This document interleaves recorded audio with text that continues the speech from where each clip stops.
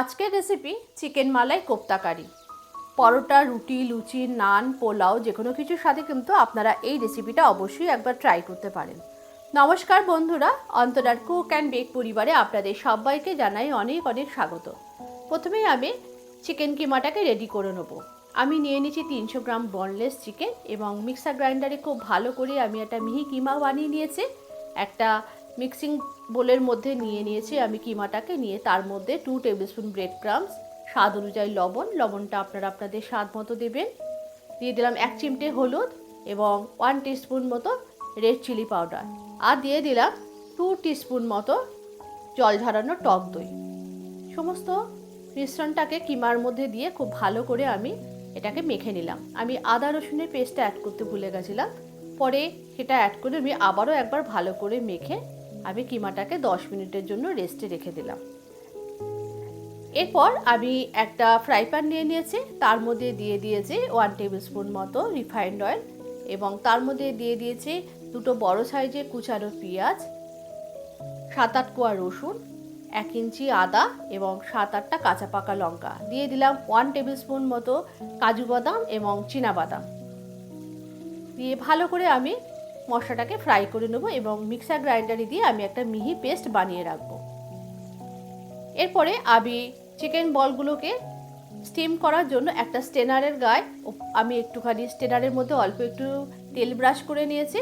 দিয়ে আমি একটা কড়ার মধ্যে বেশ কিছুটা জল দিয়ে আমি বলগুলোকে স্টিম করে নেব। এই সময় আমি কিছুটা সময় ঢাকা দিয়ে রেখেছিলাম। 10 মিনিট বাদে আমি একটা চামচের সাহায্যে বলগুলোকে একটু এদিক ওদিক করে নাড়াচাড়া করে দিলাম ভালো করে সেদ্ধ হওয়ার জন্য। আবারও 10 মিনিট বাদে আমি কিমা বলগুলোকে তুলে দিলাম এবং আরও একটা ব্যাচ দিয়ে দিলাম, সেগুলোকে স্টিম করে নিলাম আস্তে আস্তে। এরপরে আমি একটা কড়া নিয়ে নিয়েছি এবং কড়াইয়ের মধ্যে দিয়ে দিয়েছে 3 টেবিল স্পুন মতো রিফাইন্ড অয়েল এবং তার মধ্যে দিয়ে দিয়েছে পেস্ট করে রাখা মশলা এবং তার মধ্যে অ্যাড করেছি 2 টেবিল স্পুন জল ঝরানো টক দই। আমি এখানে স্বাদ অনুযায়ী লবণ দিয়ে দিয়েছি আর দিয়ে দিয়েছি অল্প একটু গরম মশলার গুঁড়ো। মশলাটাকে খুব ভালো করে ধীরে আঁচে নাড়াচাড়া করে মশলাটাকে কষিয়ে এর মধ্যে মশলার বাটি ধোয়া জলটা দিয়ে দিয়েছি এবং ঝোলটা ফুটে উঠলে এর মধ্যে দিয়ে দিয়েছি 1 মুঠো মতো ধনেপাতা এবং চিকেন বলগুলো। খুব ভালো করে চিকেন বলগুলো এই সময় সেদ্ধ করে নিতে হবে এবং ঝোলটাকে ভালো করে ফুটিয়ে গ্রেভি বানিয়ে নিতে হবে। ঝোলটা আমার ফুটে গ্রেভি হয়ে গেছে। এই সময় আমি গ্যাসটা একদম আস্তে করে দিয়েছি এবং এর মধ্যে দিয়ে দিয়েছি ফ্রেশ ক্রিম প্রায় 2 টেবিল স্পুন মতো এবং গ্যাসের ফ্লেমটা এই সময় বন্ধ করে দিয়ে আমি স্ট্যান্ডিং টাইমে 10 মিনিট মতো রেখে দিয়েছি। চিকেন কোপ্তা কারি কিন্তু আমার একদম রেডি। এরপরে আমি একটা সার্ভিং বোলের মধ্যে তুলে নিয়ে ওপর থেকে গার্নিশিংয়ের জন্য একটু ফ্রেশ ক্রিম দিয়ে দিয়েছি।